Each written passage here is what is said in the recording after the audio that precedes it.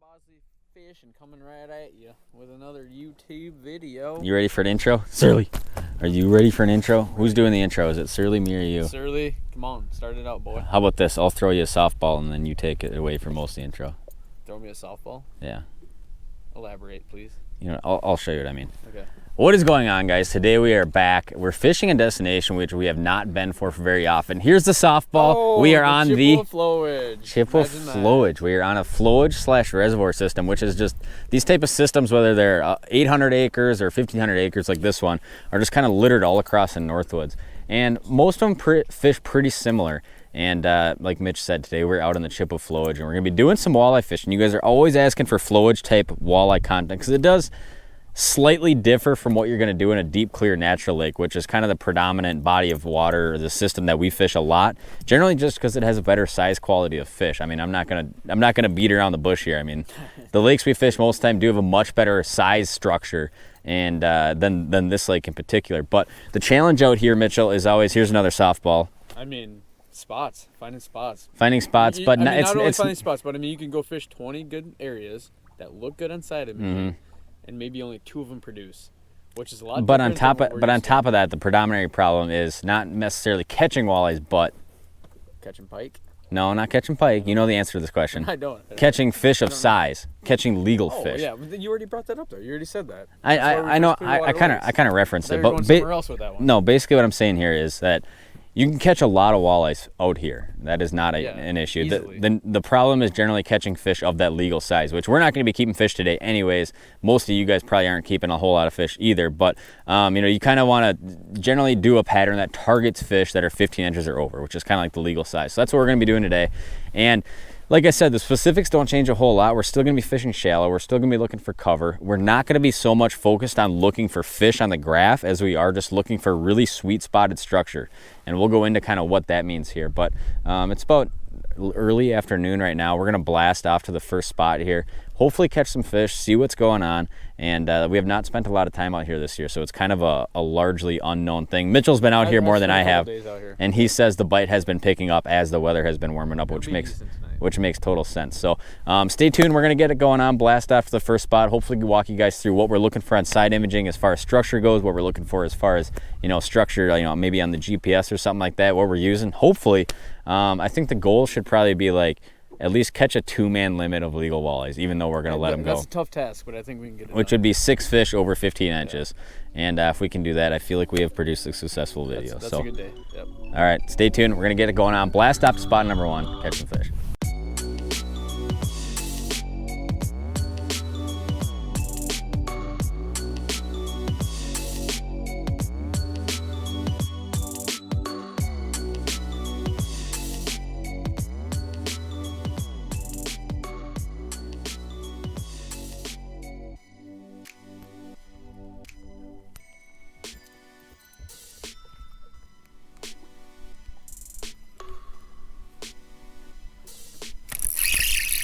Hooked up right there.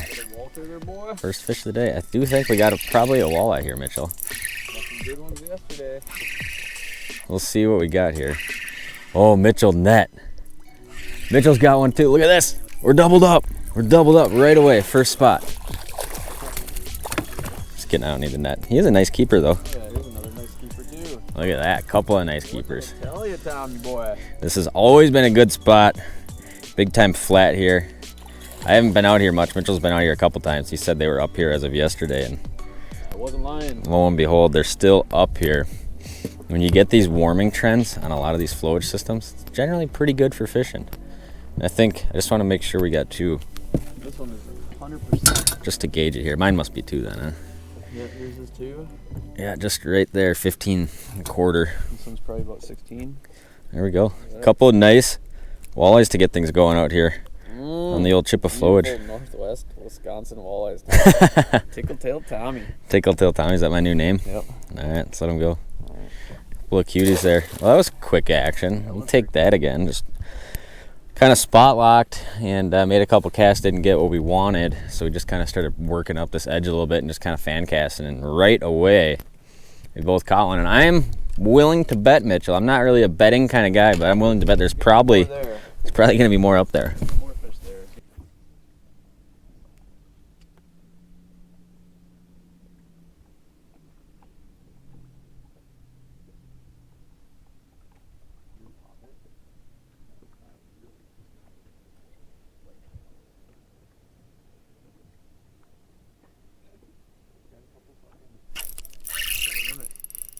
Ooh. Oh. Ooh. What is this one, Bosley? It's gonna be another nice walleye, Mitchell. It's gonna be a little better than the last one. Nice. Nice. Maybe not a little bit better, but a little better. Nice fish. Look at that. I'll grab him. I'll grab him. I'll grab him. Nervous? Now, you guys don't understand, if you guys are just not really too familiar with this area, is that catching legal keeper walleyes on some of these northern Wisconsin flowage systems is not like, no, it's a tough task. It's not like an easy task. It's not like a lot of videos we film where it's like go out to, you know, kind of our cookie cutter lakes we really like fishing and pound on like 18 to 22s all day. So there we go. There's probably a nice, I don't know, 16, 17 incher there. Little jig, little fathead, up in some shallows. We'll talk all about kind of what we're doing, where we're doing it and stuff like that today, but good sign to see him coming in the boat right away. We got 3 on the first spot. How can you beat that right there? Oh, he's on. He's on. Is it another nice one? Yeah. Oh, yeah. Nice. It's another keeper. Good work. Here in about 5 minutes, buddy. There are some fish back in there. And a lot of times what you see over and over on a lot of these flowage systems. Oh, you know what? Oh, it's a smallmouth. Not the right kind. It's kind of bizarre. But what you see a lot of times on these flowage systems is you might have a very big spot, but the fish will be related to a very, very isolated target. Another jig in his mouth. Check this out. He's got another jig in him? Yeah. Somebody broke off a 1 pound smallmouth? Yep. It's impressive. But we're kind of sitting on a big shoreline flat here, and there's just a little, it comes to just a little corner right here. Boat's in 8, we're casting to like 5 or 6. I don't know, there's a smallmouth, I guess. Mitchell, that's the jigs you use. No, You broke off the 1 pound smallmouth. dang it. Don't tell anybody. All right. But anyways, big shoreline flat here, and it just comes to a little corner, and there's a couple of stumps and just a tuft of weeds right here, and these fish are related very closely to just these little sweet key spot type of targets. You saved his life, Mitchell. Good job. He's happy. There you go.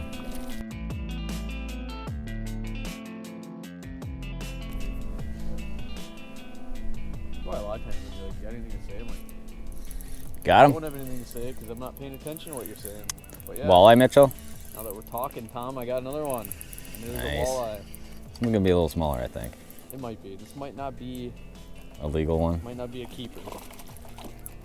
Lots of shorties in this lake. And a lot of these stain system lakes up here. Nonetheless, the targeted species. Yeah. Can't complain about that. 4 walleyes so far, This first little spot. cutie. Can't be mad about that. Oh, There he goes. just get nice and cut up, you know? Okay, if you got cut up from a 12-inch walleye, you're gonna start fishing for largemouths. All right, when we're fishing out here on a lot of these flowage systems, we kind of talked about it in that first little batch of fish we caught, but a lot of times it's fishing very small on a larger spot. And when you start driving around a system like this, that's 12 or 15,000 acres, or however really big this lake is, do you actually know, Mitchell? I think it's like 18,000 actually. No. I think it's 18,000 including the islands. Well, I tell people it's 18,000, so. That's a blatant lie. Well, it might be 15. All right, well. It's one of the two. Anyways, these big systems that are very sprawling, when you turn the side imaging on, everything is all of a sudden gonna look good. You're gonna have stumps everywhere. You're gonna have down timber everywhere. You're gonna have weeds, all sorts of places. There's gonna be rock, there's gonna be points, there's gonna be saddles, all sorts of structural overload type of things. Yeah. But generally, these big spots fish very small. So a lot of times you'll get on a big shoreline flat like we have right here. It's very slow tapering, and a lot of times these things are absolutely key. You get on one of these spots where, you know, we might be, 150 yards offshore right now and we're in 5 feet of water type of things. 80 yards that way, it's going to be 8 feet of water. These very just slow taper type of spots are often very good because they have a very large holding or carrying capacity is a word I use a lot. These spots can support a lot of life, whether that's a lot of crappies, a lot of pikes, some walleyes in the mix, a lot of different fish species. And generally your 3 types of cover on these type of lakes are going to be wood, weeds, or rock. Today it kind of seems like a combination of wood and weeds, or predominantly weeds is kind of the ticket. But a lot of times what will end up happening is you might fish a really big spot like this, and what you're looking for is very pinpointed key pieces of structure, like a pair of stumps right next to each other. And we'll show you a screenshot right here. And the hummingbird helixes are phenomenal. Turn it to side imaging. look at that specific stuff. If you're fishing a huge weed bed and you get to one section of it and there's a cluster of 3 stumps right in the weeds, that's likely the sweet spot. Or if you're fishing a huge, long, you know, let's say shallow flat or a hump or something like that that has a lot of stumps on it, and then you have 2 patches of milfoil and 7 feet of water right on one corner of it, that's going to be the sweet spot. So a lot of times it's real, you know, kind of when you get used to seeing it, you get used to seeing it. So if you're working down this spot, like we said, and you see a unique characteristic, a lot of times all the fish on that spot will be right in that small area, which is a lot of times when you get used to fishing a big system like this and you spend a lot of time doing it, you know, you kind of know right where those sweet spots are, and you can get around fishing that whole spot. But a lot of times, you know, if it's your first time or you're unexperienced on a certain body of water, what you end up doing is fishing a whole spot and catching fish in a very small area on that spot. Now the key to that is if you're working a big spot and you catch a fish, spot lock. You know, hit spot lock on your Minn Kota and really work that spot thoroughly, because there's likely going to be a whole bunch more fish there. And I'm sure Mitchell has seen the same thing play out a million times. Very spot on the spot out here. Very much so spot on the spot. And it's nice when you know the spot on the spot, but it also sucks when you don't know the spot on the spot. Exactly. But like you said, though, you catch a fish. Yep, you absolutely. drop a waypoint, spot lock, and you keep going. And you put that pattern together in over a period of time. Yep, and a lot of times, especially through the middle of the day, or if fish are a little bit more finicky, a lot of times it's very light jig, specific target fishing like that. So a lot of times it's not, you know, I'll put out 6 planer boards and troll a flat and, you know, call it a day type of thing. It's this very pinpointed type of repetitive casting type of thing. So we're fishing 1/8 ounce jigs and minnows today, catching some fish. A different day, if you had better conditions, it might be like, you know, you might be able to throw a swim bait or something like that, but that's what we're doing today and having success.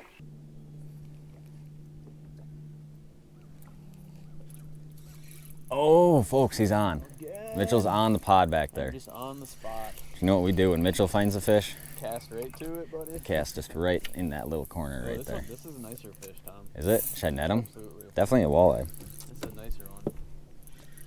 At least he's fighting like he's a nicer I don't. fish. I, They fight oh, pretty hard God. out here. They do in shallow water like this. They do. Oh, yeah. Turns out, is it a 15 incher? I mean, it's a keeper. It's not. What's your definition of nice, I guess? Out here, it's nice. Out here, 15 inches is nice. Nice one, Mitchell. Nice one. Nice There one. we go. Oh. There's a keeper. I got a feeling I got pike. It's getting real squirrely on me here.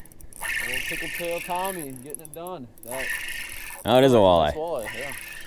Look at this, dude. Just fish after fish after fish after fish after fish. You know, just sometimes you get sick about coming out here and catching these walleye.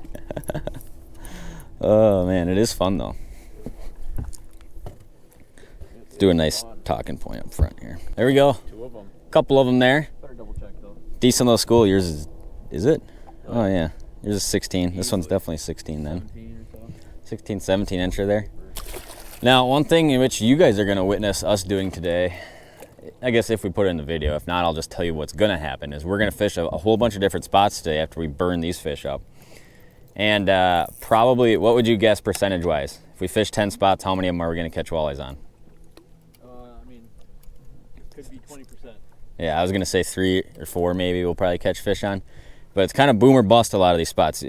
Very rarely is it like you pick 1 or 2 up on each spot. A lot of times when you get in a spot that has fish, you catch a bunch of them like this.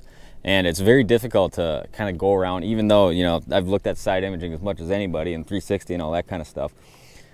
How tightly these fish sit to weeds and wood and how much trash there is on the bottom, you don't see a lot of the fish that are there. So a lot of times we're fishing blind. You know, we're setting up, we're kind of cruising through a spot and we're looking for those key couple of stumps, or, you know, a really nice milfoil pocket that has a stump right up next to it or something like that. So we're just kind of more so fishing structure a lot of times than we are actually fishing for fish.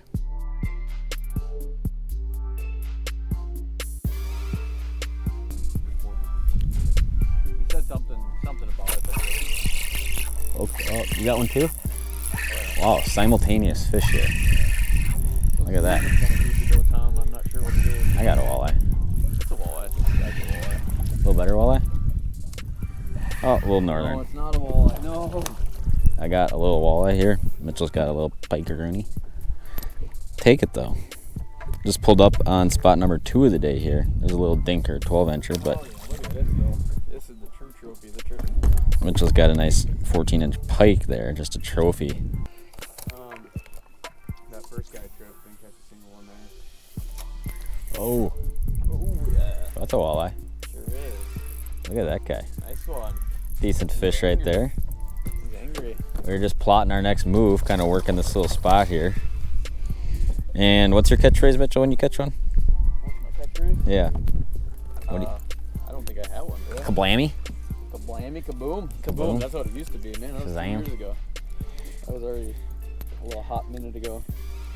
Give him a look up there. Take a look. Another keeper out of the big chip. You can take it all day long. We call them keepers because sometimes it's very difficult to catch a keeper, even though we're not really keeping them. 16 incher, not bad, not bad. Pitching the 1/8 ounce jig, little minnow, just kind of working up and down some of these shallow points and flats. That's 2 on this spot, 1 dinker, and now Mitchell caught a decent one.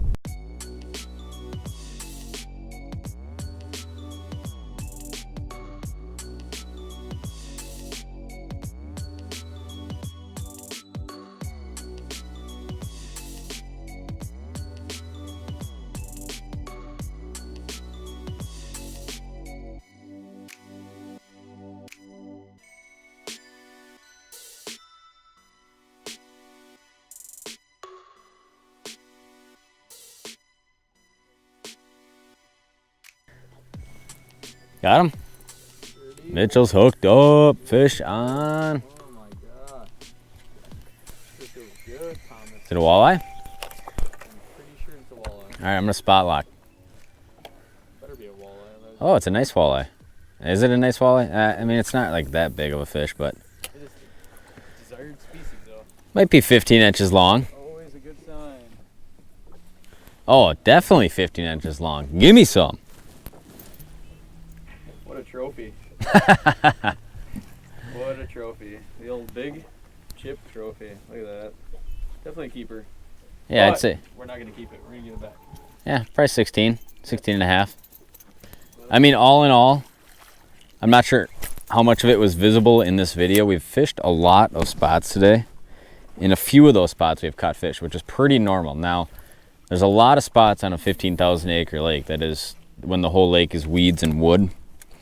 But that's kind of the deal is, you know, you spend 2-3 long days out here, kind of get these, 10 spots that are producing and keep going back to them, obviously. And those spots will obviously change kind of as you keep fishing and fishing and fishing. But there's a lot of dead water on these types of lakes, or a lot of water where you might be catching really small fish or just undesirable species type of stuff.